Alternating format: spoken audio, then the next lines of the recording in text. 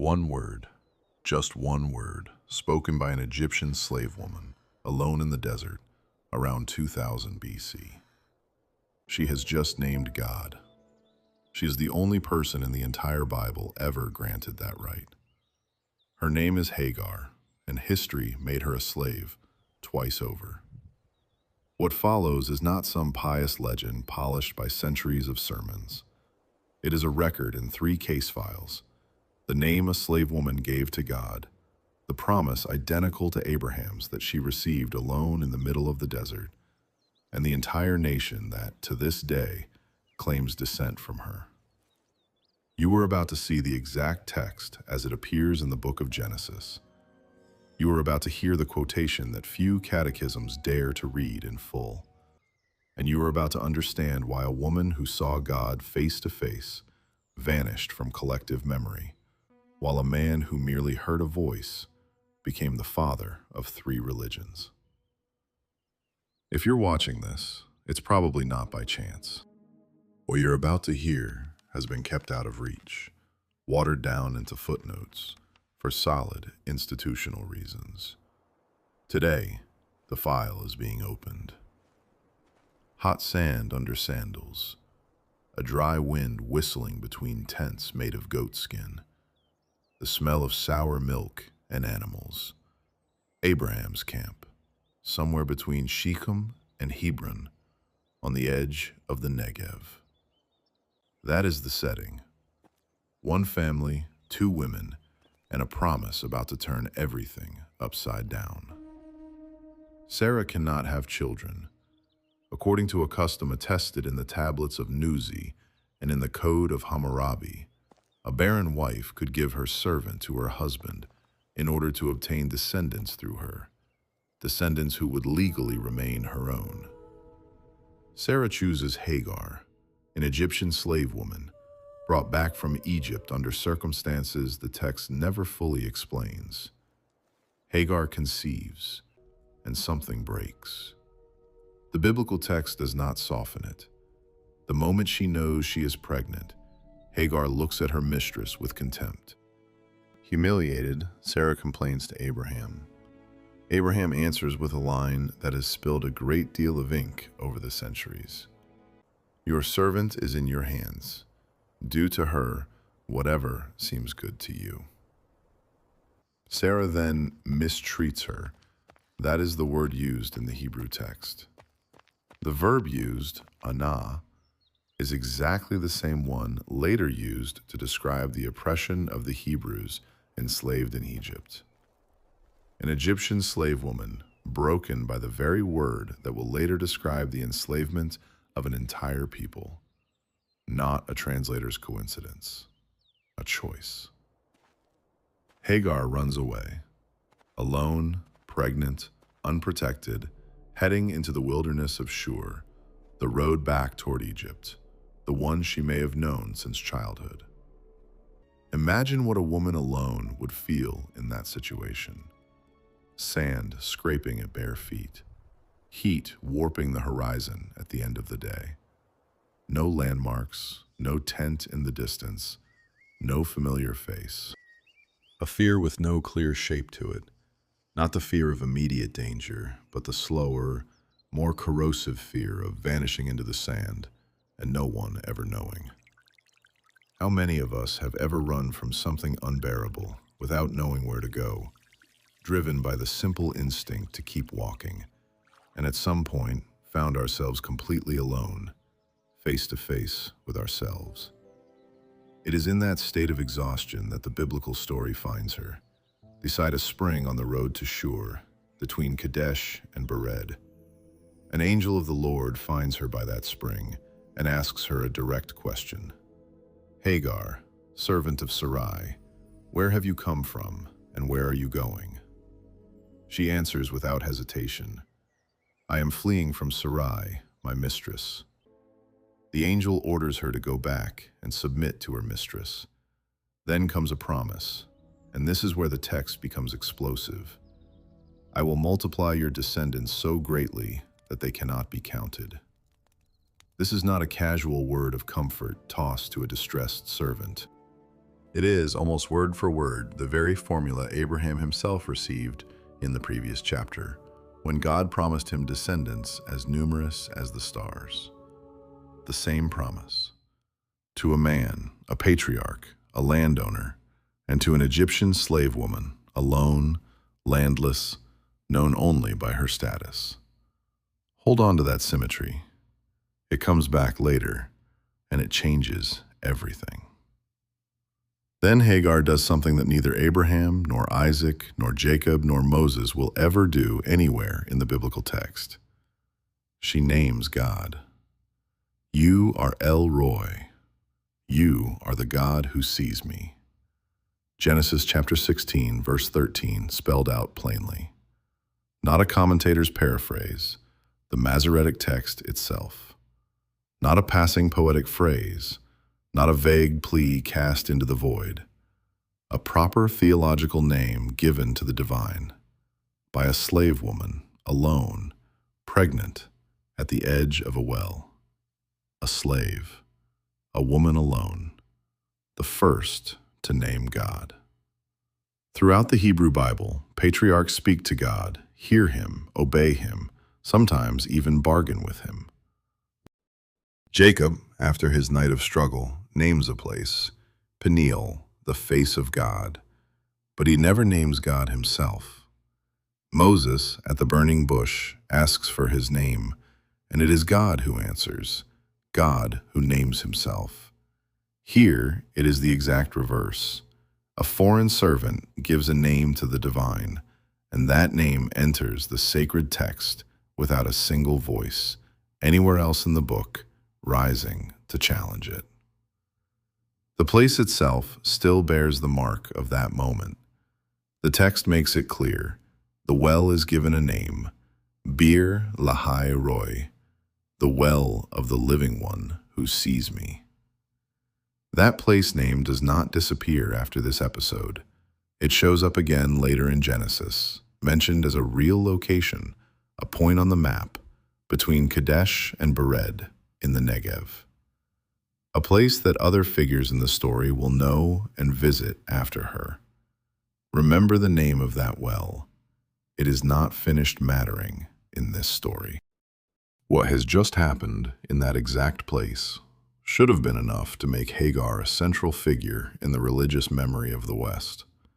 A direct theophany, a name given to God, a promise of descendants beyond counting, modeled on the very promise given to the founding patriarch himself. And yet, open any French-language catechism, any systematic theology manual used in parishes today, the name El-roi is almost never there. That is why this case opens now. Hagar returns, as the angel told her to Abraham and Sarah's tent. She carries within her a son, and a name of God that no one else will ever bear in quite this way. But the well of Beer-lahai-roi is only the first scene. The second unfolds years later in the same desert, with a skin of water running dry under the sun, and a child lying beneath a bush, too weak to cry. What the biblical text is about to do to Hagar is worse than forgetting. And what generations of interpreters will make of her centuries later, in a letter addressed to the Christians of Galatia, is more serious still than what you have just heard. One name, one well, a promise identical to the one given to the founding patriarch. That is what we found in chapter 16. But no one in the history of Christian exegesis has ever satisfactorily explained why that name then vanished from the collective memory for centuries. The answer is not in that chapter. It lies further on, in a text that most readers never connect to the first. Let's pick up the thread. Years pass after the scene at the well. Hagar has returned to the camp, and she gives birth to a son, Ishmael. Then Sarah, at an age when she no longer expected it, gives birth as well, Isaac. 2 sons, 1 tent, and a tension that will never ease again. The text of Genesis chapter 21 is clinically cold. Sarah sees Ishmael playing with Isaac. The Hebrew verb, metzahak, has been debated by commentators for centuries, with some reading it as mockery and others as something far more threatening. Exactly what she sees doesn't really matter. What she demands is completely unambiguous. Drive out this slave woman and her son, because the son of this slave woman will not inherit along with my son Isaac. Abraham is greatly distressed, the text says, but he obeys. The account even makes a point of saying that God himself tells him to listen to Sarah on this matter. So at daybreak, Abraham gives Hagar bread and a skin of water. Nothing else.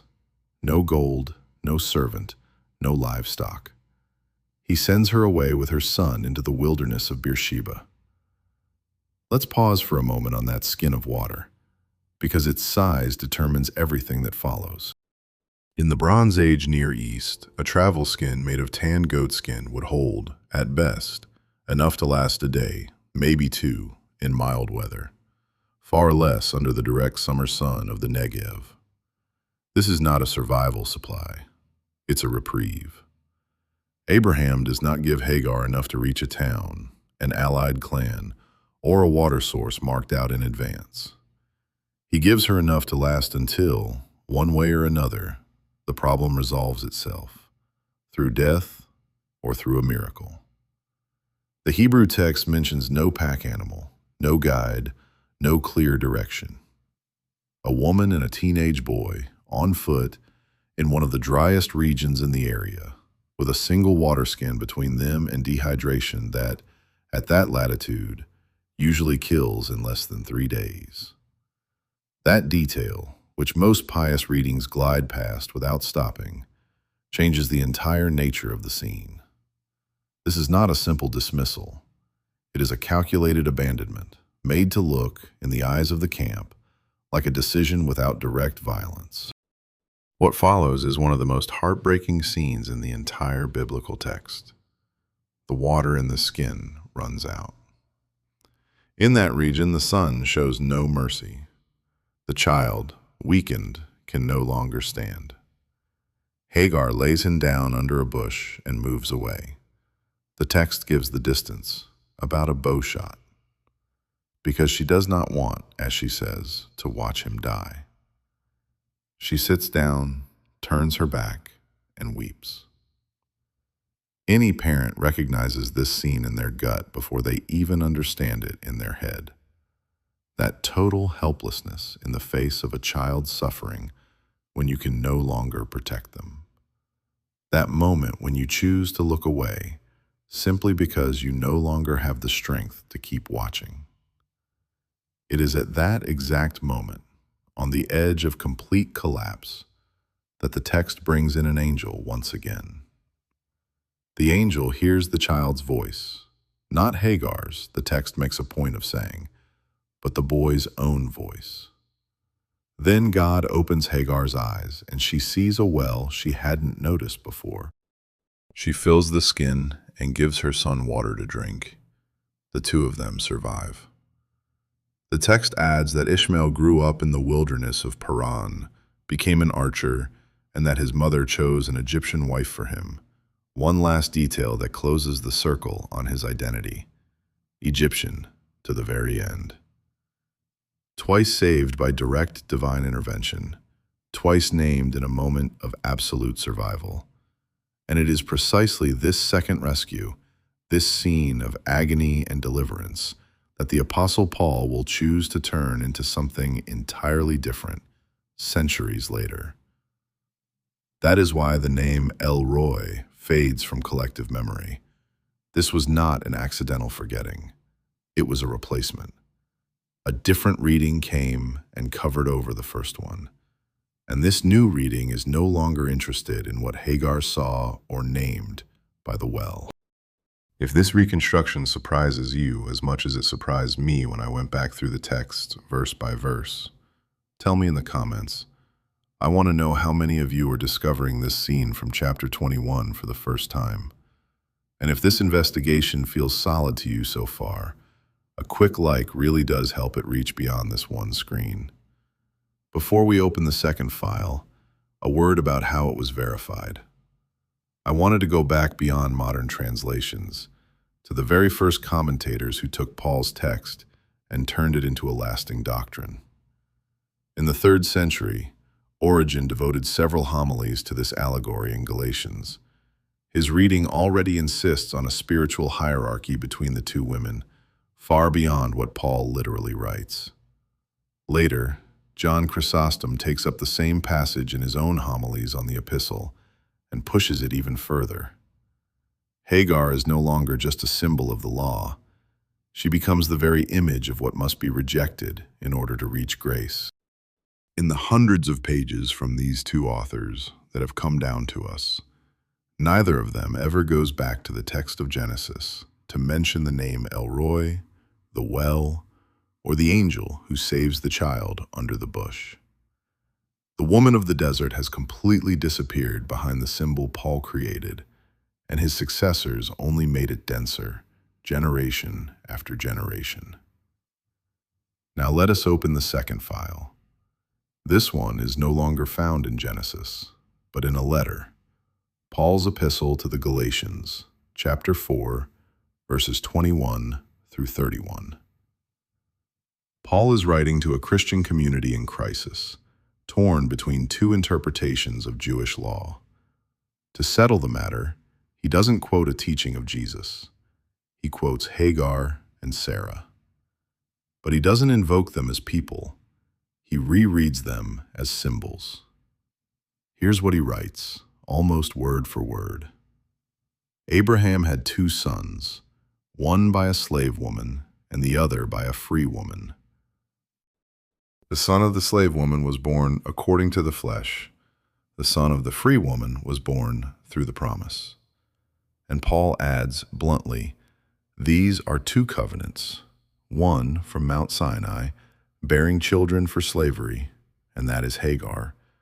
The other is the Jerusalem above, free, and she is our mother, and that is Sarah. Read that sentence again. A real woman, an Egyptian slave who survived the desert twice and named God with her own lips, is turned here into an abstract metaphor for slavery according to the flesh. Her whole person, the flight, the theophany, the well, her son's agony beneath the bush, disappears behind a theological symbol constructed to win an argument about circumcision. Paul goes even further. He directly quotes the command Sarah gives in chapter 21, cast out the slave woman and her son, and applies it to his theological opponents of the moment. It is no longer Hagar and Ishmael who are being cast out. In his argument, it is everyone defending a different reading of the law. This allegorical reinterpretation, which seems at first confined to an internal dispute within early Christianity, would not remain confined to that dispute. For centuries, the Church Fathers would lean on this passage from Paul to build something far broader than a theological quarrel, a hierarchy between 2 categories of women, and far beyond them, between 2 categories of human beings. And that hierarchy, patiently built verse by verse, commentary by commentary, would one day leave the monasteries and councils to justify something that neither Paul nor any of the early exegetes would probably have anticipated. What this text would later be used to justify, centuries afterward, in context you probably still don't suspect, is the most disturbing part of this whole file.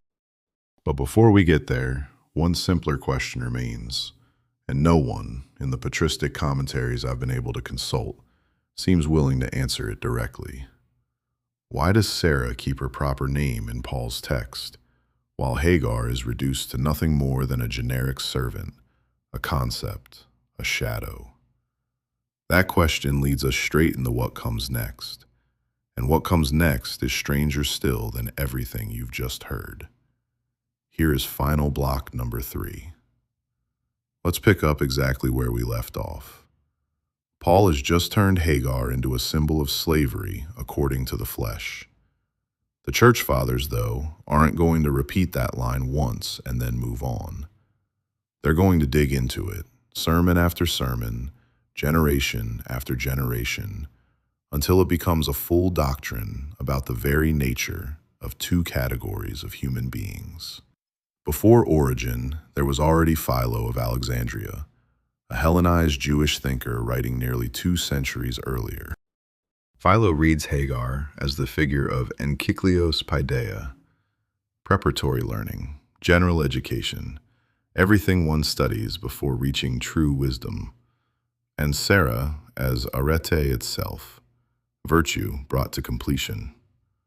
Origen inherits that interpretive framework directly and hardens it in his homilies on Genesis. In his hands, Hagar stops being a real woman and becomes lower wisdom, the literal and fleshly meaning of Scripture, while Sarah embodies the higher spiritual meaning, reserved for those who truly know how to read.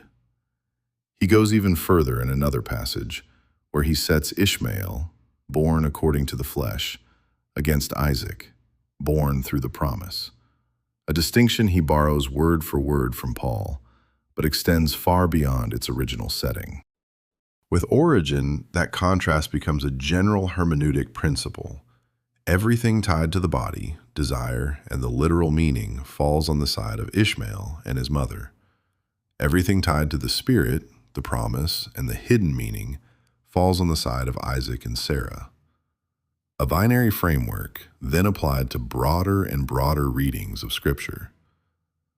John Chrysostom goes further still in his homilies on the Epistle to the Galatians. He is no longer speaking only about levels of interpretation. He is speaking about inferiority passed down through blood. For him, Hagar's status as a slave is not a biographical accident. It is a sign, a foreshadowing of everything that, in his view, remains chained to the law rather than set free by grace. In this system of thought, her descendants inherit that same subordinate position, almost as if by nature. Then Augustine comes along.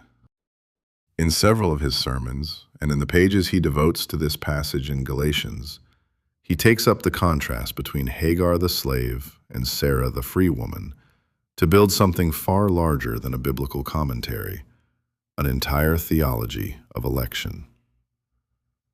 In his great treatise on the two cities, he extends that same image on an even broader scale. An earthly city, carnal and doomed to dissolve, and a heavenly city, spiritual and destined to endure. Hagar and her sons stand for the first. Sarah and hers stand for the second. Two bloodlines, two destinies sealed in advance, one carrying the promise, the other condemned to exist only as a foil. What Paul had sketched in just a handful of verses to settle a specific dispute with a specific community becomes, in Augustine's hands, a lasting theological structure, taken up for centuries afterward in monastic schools, copied, commented on, and taught as if it were self-evident. 3 men, 3 different centuries. One single movement, pushing Hagar farther and farther away from her status as a person, until she is fixed in the role of a mere foil. But here is what none of the 3 ever mentions, not once. Neither Origen, nor Chrysostom, nor Augustine, in anything I was able to find in their commentaries on this passage, cites a tradition that is actually far older than their own writings, a tradition that comes not from the Christian world, but from the world of rabbinic Judaism, and that tells a very different story about who this woman was. That tradition has a name: Midrash Genesis Rabbah. I wanted to check the text directly, in its standard critical edition, rather than relying on secondhand summaries. Genesis Rabbah brings together rabbinic commentaries compiled in the land of Israel at a time when the church fathers we have just mentioned were writing on the other side of the Mediterranean. But the material it preserves is far older than the date it was written down, coming from an oral chain of masters and disciples stretching back several centuries. And this text says something that neither Genesis itself nor Paul ever states explicitly. Hagar may not have been an ordinary slave, bought or captured in some random raid. She may have been the daughter of Pharaoh himself. Here's how the Midrash reconstructs the story. Remember the earlier episode, in Genesis chapter 12, Abram and Sarai go down to Egypt because of a famine. Pharaoh takes Sarai into his palace, believing she is simply Abram's sister, and then hurriedly sends her back when plagues strike his household because of her. The Midrash then fills in a silence in the biblical text. What becomes of Pharaoh after this episode, and why he never appears again in the story? Its answer is this. Shaken by what he has just witnessed of the power of Sarai's God, Pharaoh offers his own daughter to serve in Abram's household, declaring that he would rather see her as a servant in that house than as a mistress in any other. An Egyptian princess, not a slave by birth, a woman of royal blood who chooses, or whose father chooses for her, but chooses with full awareness, to join the household of a man whose God has just displayed his power before an entire royal court. Some sages, within this same body of tradition, even go so far as to suggest an explanation for the name itself. Hagar would evoke, through a play on sound in Hebrew, a woman who receives a reward for her devotion, or one who remains beside a master she has chosen to follow. None of this appears in the Masoretic text, but it shows just how strongly another community of readers, from the earliest centuries onward, refuses to accept reducing this woman to a merely servile role. Now reread, in light of that detail, the entire scene in the desert of Shur that we looked at right at the beginning of this investigation. An Egyptian princess, fleeing alone, without escort, without protection, who nevertheless receives a theophany that neither Sarah nor Abraham is granted in this exact form, an appearance in which she names God with her own lips. This is no longer simply the story of a servant comforted out of mercy. It is the story of a high-born woman, stripped of her status by a marriage imposed on her, and to whom the text still grants, or perhaps precisely for that reason grants, an honor that no male patriarch receives in this exact way, to be seen and to say so herself. And that same rabbinic tradition doesn't forget the well either. While the Christian commentators we just mentioned pass over the name El-roi and the well of Beer-lahai-roi in complete silence, Jewish sources preserve that place name and debate it for generations. Medieval rabbinic geographers kept trying to pinpoint its exact location in the Negev, linking it to other later biblical episodes, especially the time when Isaac himself would live there much later on. On that side of the tradition, the name does not fade away. It remains alive, debated, mapped, while on the other side, it almost completely disappears from catechism manuals. That is the first contrast, and it is brutal. On one side, a line of commentators who methodically reduce Hagar to a symbol of inferiority, passed down through blood, until she becomes the very image of a doomed city destined to vanish. On the other, a parallel tradition, which, from the earliest centuries, presents her as a princess whose destiny was overturned, honored by a direct encounter with the divine, and whose geographical memory is carefully preserved rather than erased. But that contrast is still only half the picture. Because while the Christian world was building, sermon after sermon, a doctrine of contempt around this woman, a third tradition, much farther away, in a different language and a different desert, was preparing to do something entirely opposite. It would crown her the founding mother of an entire nation, with a name and a well that still bear the living trace of her passage today. Here's the final section, number 4. The crown exists. Open any guide to the pilgrimage to Mecca, and you'll find it described in detail, rite by rite, without the slightest theological embarrassment.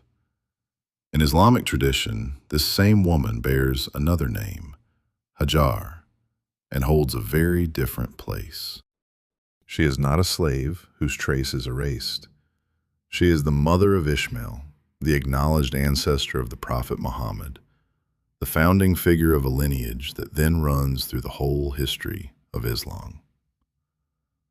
I wanted to verify this version as closely as possible against its source, rather than settling for a tourist brochure summary. The story does not come directly from the Quran itself, which mentions it only in a few brief allusions.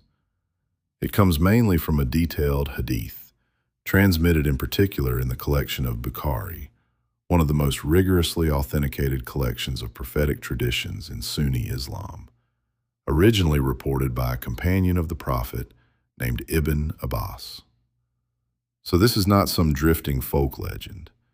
It is a recorded account, passed down through a chain of named witnesses, examined and validated by entire generations of hadith scholars. The account says that Ibrahim, by divine command, leaves Hajar and their still nursing infant son alone in a barren valley where Mecca stands today. No visible source of water, no inhabitants. The water skin she carries runs dry, just as it does in the book of Genesis, and the child beside her begins to weaken. Then Hajar runs. She climbs a small hill, scans the horizon, sees nothing, runs down toward a second hill, looks again, and still sees nothing. She repeats this route 7 times between those same 2 hills, Safa and Marwa, in a state of rising panic, searching for any sign of a caravan, any trace of life at all. Imagine that run. A mother alone under a sun that leaves no room for error, climbing up and down 2 hills of sand and rock, out of breath, constantly returning to the place where she left her son, unable to stay away for long, but also unable to stand still while he wastes away before her eyes. Any desperate parent in any era would recognize that kind of run instantly in their own body before they could even make sense of it in their mind. The kind where the body keeps going even when the mind already knows the situation may be hopeless. And on her 7th pass, according to tradition, she finally sees something near her son's feet. Water, bursting from the ground at the exact spot where the child strikes the sand with his heel. That spring now bears a name known to hundreds of millions of people, Zamzam. The well of Zamzam still exists today, right at the heart of the great mosque in Mecca, fed by an underground aquifer that, according to the available records, has never stopped flowing since then. Every year, pilgrims from all over the world drink from it there on site, and some of that water is now bottled and shipped to Muslim homes on every continent, precisely because it is believed to connect each person who drinks it to the same source that saved the life of a child abandoned in the desert. And the route Hajar ran between Safa and Marwa did not remain just a pious anecdote told around a fire. It became a required rite of the pilgrimage itself, the sa'i. Today, every pilgrim, man or woman, retraces step by step the exact path of that woman searching for water for her dying son, even quickening their pace at one specific point along the route, marked on the ground in memory of her frantic run. Take a moment to picture the scene as it is repeated today, beneath neon lights and industrial air conditioning, on marble floors worn smooth by generations of footsteps. A woman in pilgrimage dress walks between the same 2 hills, now enclosed within a covered gallery, surrounded by thousands of other walkers who have come from every continent, in the human heat and the murmur of prayers blending in dozens of languages. She is no longer looking for water. She knows where the spring is. But gesture by gesture, she reenacts the exact path of a mother who did not know whether she would find it in time.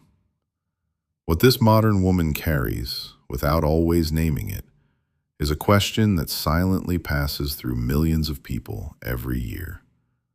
Why remember so precisely, so physically, a distress so ancient, unless it is because that particular anguish, the fear of not being able to save your child, never truly disappears, whatever age you live through it in. Now let us return to the contradiction this rite lays bare. The same event, a woman alone, water running out, a child on the verge of death, becomes, in one body of religious writing, a footnote quickly buried beneath an allegory about slavery according to the flesh. And in another major religious tradition, it becomes the founding act of a rite still practiced today by hundreds of millions of believers, without interruption, for centuries. This contradiction has never been publicly resolved between the two traditions. In fact, it has hardly ever even been framed that way. Christian theologians commenting on Galatians do not mention Hajar's place in Islam. Muslim commentators who celebrate Hajar as a matriarch generally do not engage with Paul's reading of her as a symbol of slavery. Two immense traditions speaking about the same woman, yet never directly answering one another, each serenely ignoring what the other has made of her story. And there is one last piece in this case file, the heaviest of all. Paul's reading, hardened by Origen, by Chrysostom, and by Augustine, into a hierarchy between two categories of human beings, did not remain confined for centuries to scholarly commentary. Later, on an entirely different continent and in a completely different era, preachers seized on it to justify something brutally concrete, the actual enslavement of real people. In theological treatises defending colonial slavery, the figure of the cast-out servant woman, combined with other equally distorted readings of the biblical text, became a convenient argument, dressing up in sacred language a practice that had already been decided for purely economic reasons. It is precisely this history of appropriation and suffering that the American theologian Dolores Williams chose to turn inside out centuries later in a now classic work, Sisters in the Wilderness, published in 1993. Williams takes up Hagar not as a symbol of inferiority, but as an archetypal figure of African American women surviving in the desert of oppression. She develops a precise concept to describe Hagar's fate: surrogacy, forced substitution, a woman used to bear a child in another woman's place, then to serve in a household that is not her own, never having control over her own body or her own destiny.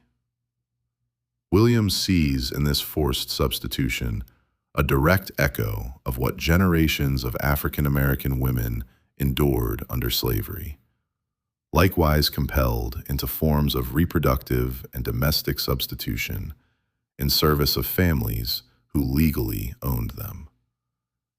An enslaved woman exploited for her ability to bear a child, then left with nothing, and who, despite everything, encounters God alone in the wilderness and comes out of it alive. A slave woman driven out in one text, a crowned matriarch in another. A symbol of resistance later claimed by women whose history still bears the marks of that same violence. Three readings of the same woman, three destinies that never meet in the official commentaries, and yet all three rest on the very same two chapters of Genesis that we opened at the very start of this investigation. Now let's first close what we've just opened. The promise made to Hagar beside the first well: I will multiply your descendants so greatly that they cannot be counted, did not remain a poetic line lost in an ancient text. It was fulfilled, literally, on a scale that few biblical promises ever reach. A lineage recognized today by hundreds of millions of believers across the world, from the shores of the Atlantic to Southeast Asia. On this precise point, the text kept its word in an almost dizzying way, more literally, perhaps, than the identical promise made to the patriarch himself, since the geographic spread of those descendants now goes far beyond any attempt at an exact count. So let's close this civilizational case file with one final check, this time turning to biblical exegesis itself rather than to parallel religious traditions. In Texts of Terror, published in 1984, the theologian Phyllis Tribble, in a book that left a lasting mark on feminist biblical studies, devotes an entire chapter to Hagar. The title she chooses to describe her leaves no room for ambiguity: a woman used, abused, and abandoned. Tribble does not improvise this reading. She applies a precise method, rhetorical criticism of the biblical text, a kind of reading that refuses to jump straight to theological interpretation and instead lingers first over what the Hebrew text literally says, word by word, verb by verb, before any symbolic rereading. Applied to Hagar, that method produces a result that is deeply uncomfortable for centuries of commentary. The raw text, once stripped of the layers of allegory piled onto it by Paul and then by the Church Fathers, tells first and foremost the concrete anguish of a woman under domination. And Tribble points out a detail most readers let slip by without a second thought. Hagar is the only figure in the entire Hebrew Bible to receive a direct divine annunciation without any male intermediary. No prophet, no priest, no patriarch delivering the message for her. Not Sarah, whose promise of a son is announced while she listens secretly from behind a tent to a conversation not addressed to her. Not even most of the great female figures who will appear later in the text. An Egyptian slave woman on the run, alone in the wilderness, receives the kind of treatment the biblical text otherwise reserves only for its most central male figures. Take a moment to grasp what that really means. A woman with no status, no protection, no known name beyond her function, still becomes, at that precise moment in the text, the only chosen channel for a direct revelation. No filter, no mediation, just her, facing the wilderness, and a voice speaking to her plainly and directly. How many of us have lived through that rare moment when, after being ignored, diminished, treated like a side note in someone else's story, one single person, or in this case, one single encounter, finally looks at us as if we truly matter, with no intermediary, with no need to go through someone else to be taken seriously. We remember for the rest of our lives the day someone finally saw us for who we were, with no filter and no need to offer excuses first. That exact feeling, rare and overwhelming, is precisely what the text gives to Hagar, in a book that otherwise will almost never let her speak again after this. And it is that same direct recognition, unmediated by any man, that will disappear in the centuries that follow. Not only for Hagar, but for other women elsewhere, confronted by exactly the same mechanism. Now let's open one final case file, one closer to us, closer even to the very language I'm speaking to you in. In northern France and across Flanders, starting in the 13th century, communities of women known as beguines began to emerge.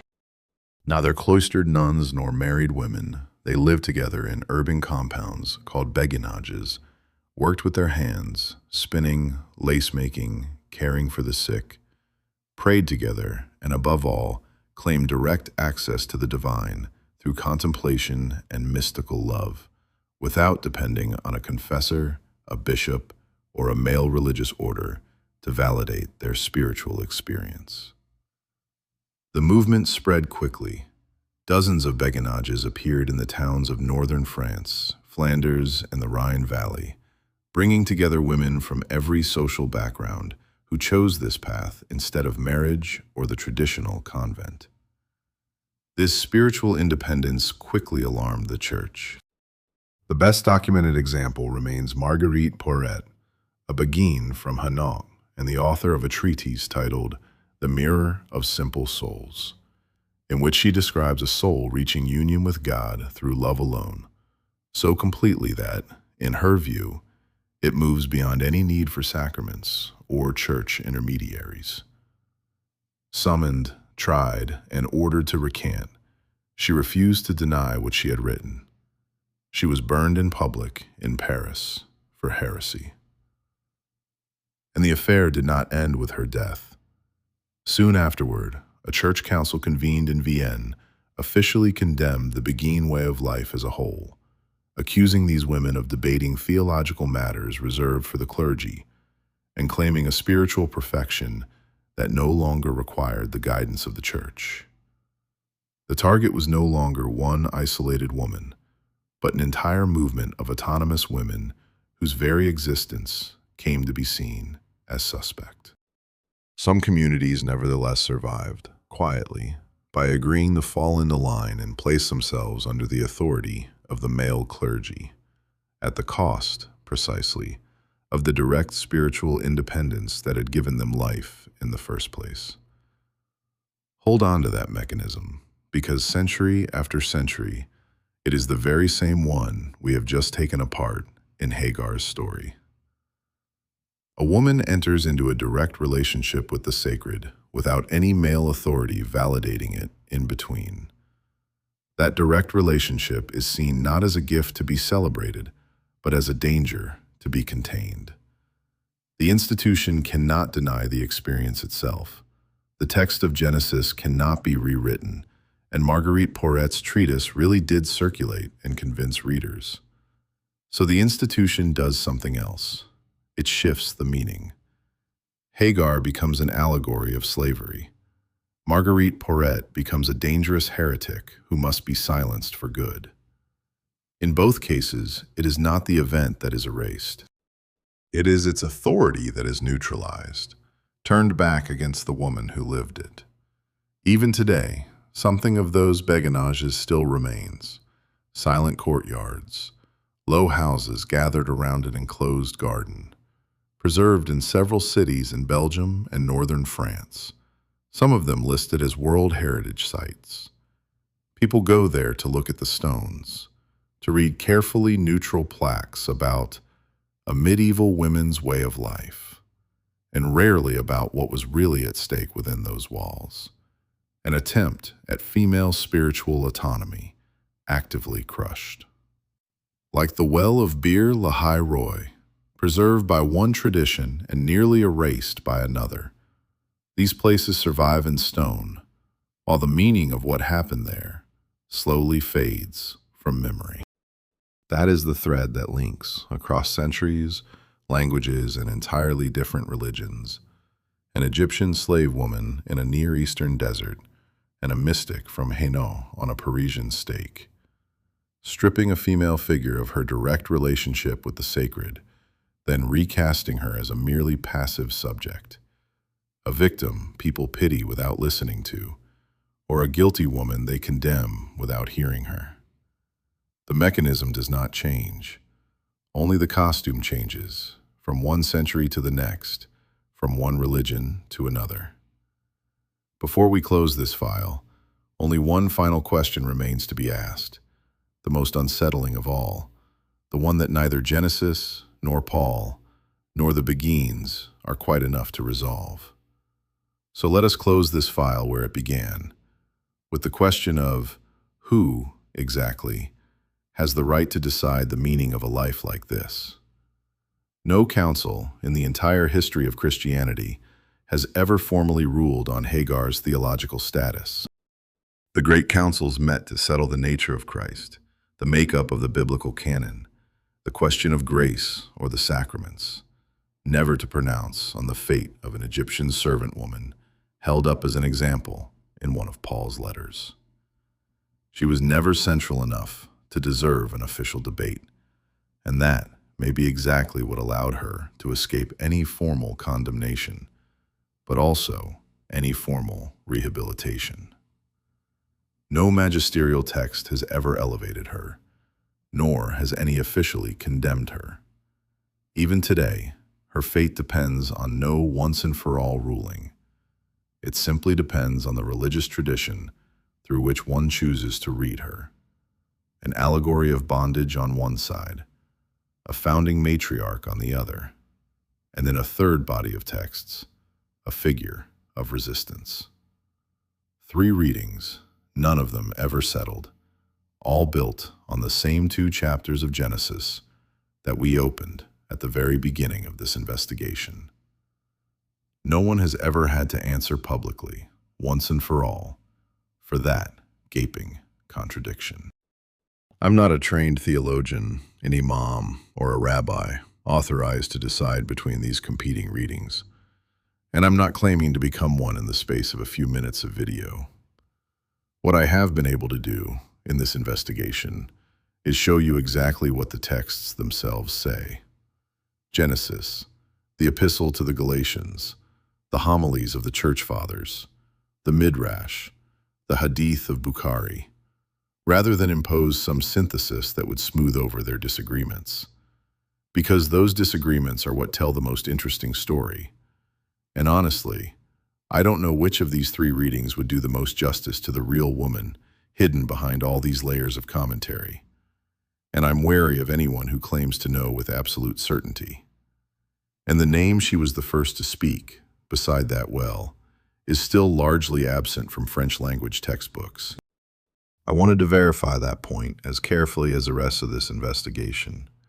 After going back through several commonly used catechisms and several systematic theology manuals currently in use in French-speaking parishes and seminaries, the explicit mention of the name El-roi is, in the overwhelming majority of cases, simply absent. Not because the text has disappeared, it is still there in black and white in chapter 16, verse 13, in all the standard Bible translations. Simply because no one, over centuries of catechetical transmission, had any reason to linger on it long enough to write it in. And yet this divide between traditions is slowly beginning to crack.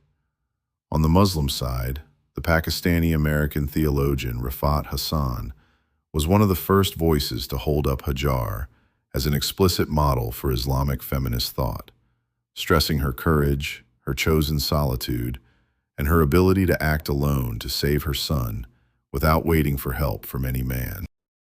Hassan, who also founded a support network for women facing violence in Pakistan, does not read this story as some abstract theological artifact.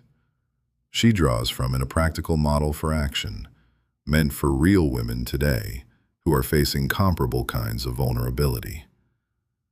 Even though they never cite one another in their respective bibliographies, Hassan on the Muslim side and Tribble or Williams on the Christian side each arrive, through their own body of texts, at almost the same conclusion.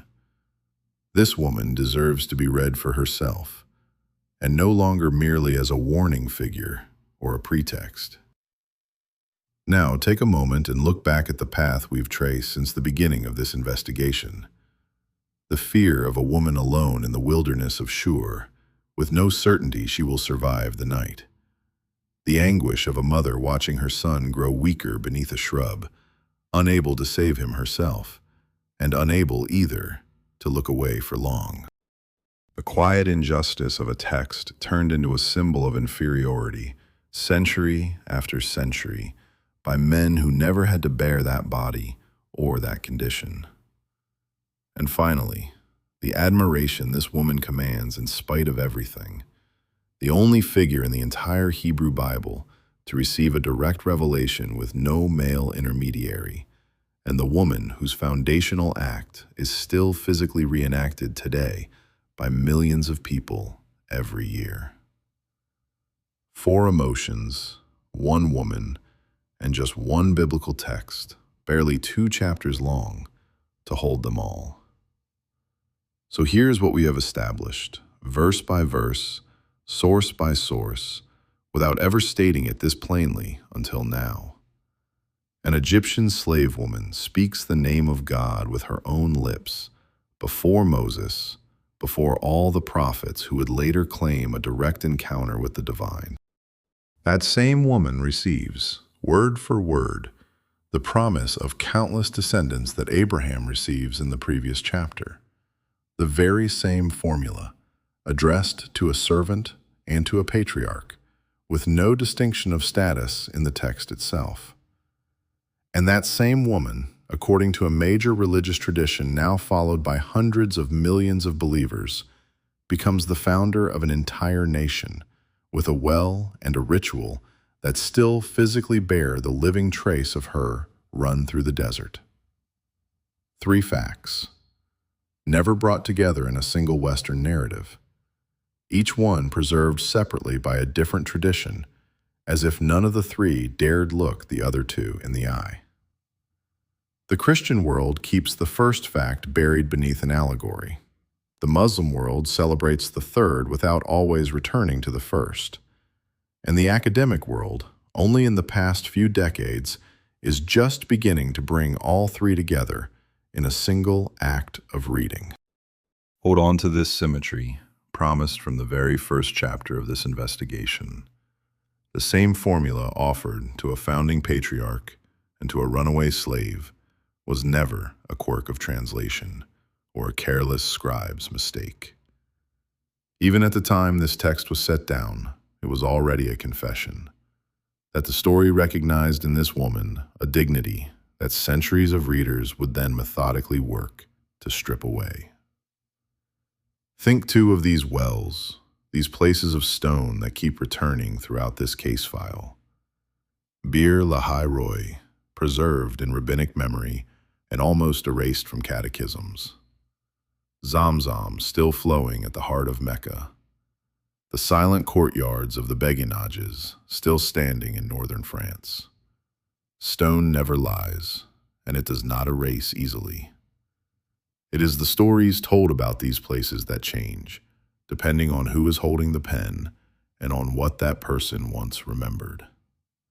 So what this case leaves open is not an unsolved mystery for lack of sources. It is a matter of choice. Which tradition do we decide to believe when 3 of them so openly contradict one another about the meaning of a single woman's life? No final answer closes this investigation, and that is exactly what keeps it alive, thousands of years after the events it tells. Hagar is not the only one who saw God and was then written out of the story that follows. Another woman is waiting a little farther on in the same book, with a name that was taken from her too, and a story just as carefully covered over as the one we have just reopened together. If this case file has changed the way you read this text, subscribe. What comes next opens another case, just as unsettling, about a woman whose very name eventually vanished from the versions we read today. And a quick thumbs up before you go helps me know whether this investigative format deserves to continue. El-roi, the God who sees, and whom they refused to see.